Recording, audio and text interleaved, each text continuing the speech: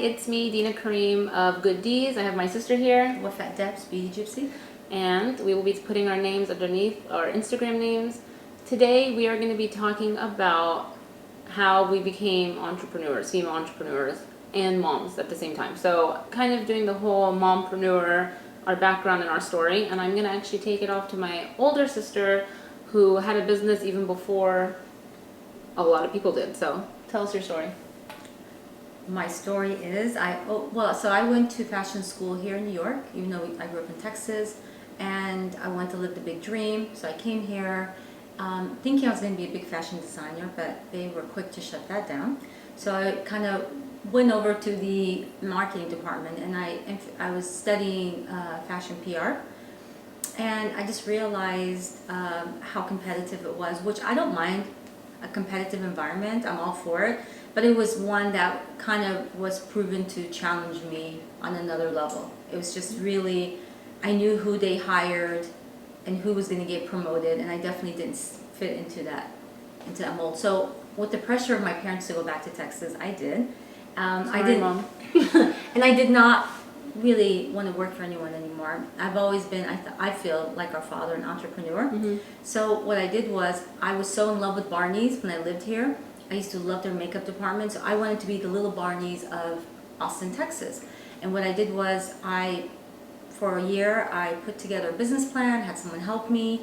No banks were giving me a loan. No real estate people wanted to lease me any space in a nice area. So it was really a lot of fight. I mean, I was 25? I had 26. Almost 26. But I had no collateral, no nothing. I could see why they rejected me. But one banker, the last one who opened up a new bank, believed in me, said he'll give me a chance. So he loaned me the money, and I proved myself to this shopping center to let me have a space. And you know what? I was in a very limited budget, and you become very creative, which thank goodness I was. So I hired a starving artist in Austin who I would sketch what I wanted my furniture to look like. I'd fly to New York and try to beg brands like Makeup Forever and Kiehl's to let me carry their brands. And the best part is, I discovered that brand Stila, which is really big now. I knew about them when they first hit the market. No one knew about them. I knew they were going to be big. So I begged them to let me put in my store, and they did. So it was a big investment for me. So that kind of put me on the map a bit, because they started growing really fast. And from there, I decided that I had a lot of people email me about military wives and people from overseas about, makeup advice, skincare advice. So I thought, why not have an online shop? And it wasn't me being this, oh, I'm just so clever. It was just all intuition. I really did not know this was the future.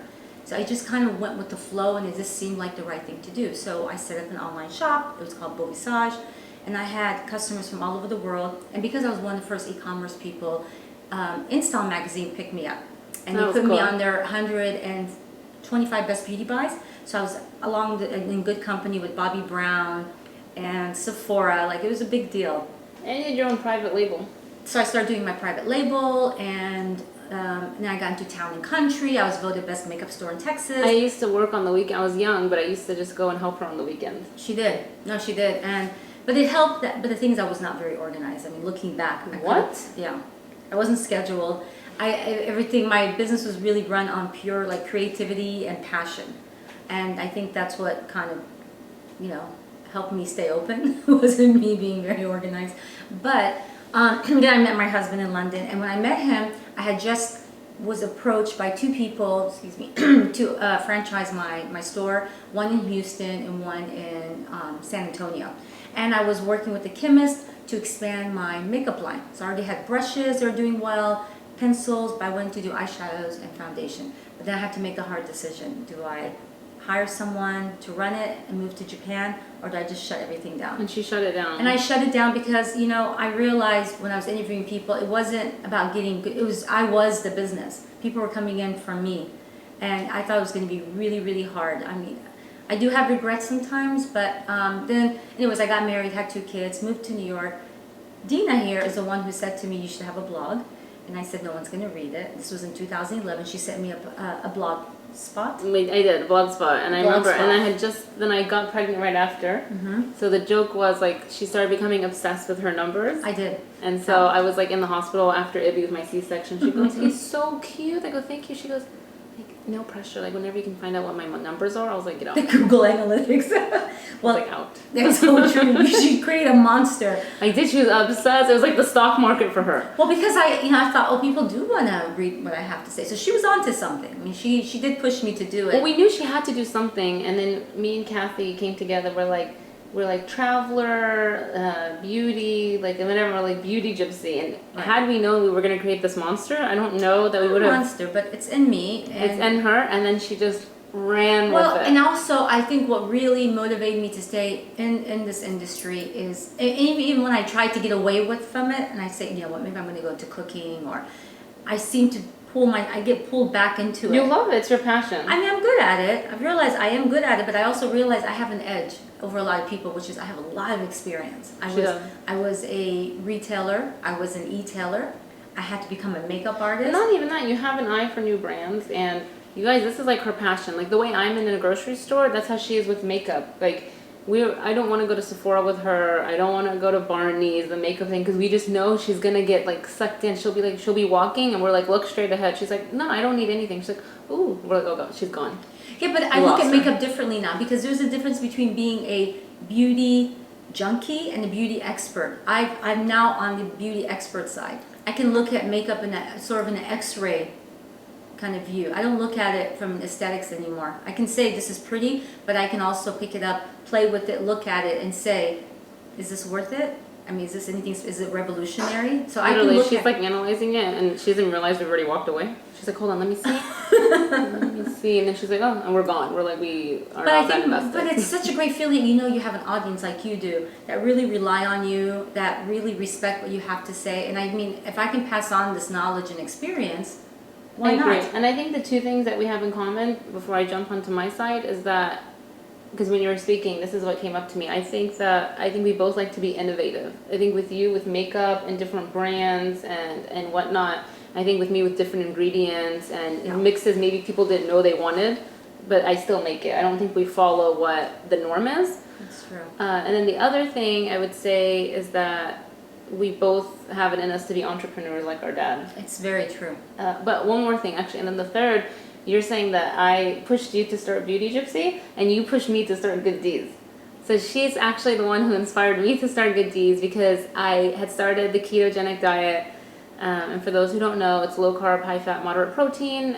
Usually it's just 20 gram net carbs a day or less, because I don't want to get into the whole debate of the higher fat, lower fat, protein, etc. Just if you're in ketosis. And I was making the cookies, and she goes, oh, what is this? She came over. I was like, oh, it's these cookies that I made. And she tried it. She's like, yeah, they're not bad. I was like, really? She's like, no, they're pretty good. I like them. I go, oh my gosh, these are sugar-free. She goes, oh, and she literally made such an offhand comment saying, oh, you should sell these. And then she left, and then No, I said, I'm really serious. You should sell these. Yeah, and then I ran You're with really them. good. And so I ran with that comment, as you know. Boy, did you. Like one batch after another. And then actually she did a show, because she was also, at the time, she was working with a pretty known fashion brand, and she was doing a show for them. And she said, hey, why don't you come and have a table and bring your cookies? And so I was too nervous, so I wrapped all the cookies up. I put them in like the clear cellophane. I put them on a table and I left, because I was like, I'm too stressed. And then she kept calling me, and I went to go get Ibby. I go, yeah. She goes, Deana, come here. People want to talk to you about your cookies. I was like, oh my god, really? And so I did, and I went, and they asked questions, and the recipe changed since then. But I realized from then, I tried to make the cookies. It just wasn't working out the way it should, and that's how it evolved to a mix. And with your support, you're like, no, you should do this. And she tried so many cookies at that time, I think you got sick a little bit. She's like, I got sick. yeah, I go, which one is better? I'd bring it to brunch on Sundays, her and her husband, my husband, and I'm like, okay, guys, we have like literally this table. And I was like, okay, try this one. Do you like A, B, or C? And I would take notes. And then I think I like B. I'm like, why do you like B? And she's like, it's this. And then finally she's like, I don't know. They actually taste all the same. What do you want me to tell you? And so then I was like, well, fine. And then I went from there. And then every new mix that I come out with, she has actually tried first. She'll tell me what her favorite is, what her not favorite is. Except I did not try I saw her announce last night. I did. I announced the butter pecan. The butter pecan mix. So amazing, you guys. And I told her this morning, I didn't taste that. The one I really wouldn't mind tasting. I know. I tried because I didn't realize when I made it. I think I finished all of it. So it's good because you can dip it in coffee, like how Mama used to dip hers in the Arabic coffee. Yes, yes. It's that taste I wanted. Nostalgic for you. Yes, yeah. A lot of my mixes are based on what I feel is nostalgic to me. And so, I think that we have a lot of stuff that goes based on our memories and our roots, and I think that's also what probably gives us something a little bit different. But look, we've grown together. Great. She's not the emotional type, but deep down, okay. You love me. She hates this kind of talk. I do. Oh, remember I told you my name? I was like, get it? Good Dees, like goodies, but Good Dees because I'm Deana. She goes, I never. Eyes. Yeah. Yeah, she goes, yeah, I got it. I was like, okay. Moving on, our next episode that's going to be coming out, because this is episode 2. The next episode is going to say the hardships and tribulations that we've actually come into starting our business. So stay tuned for that one. Thank you. Talk to you soon.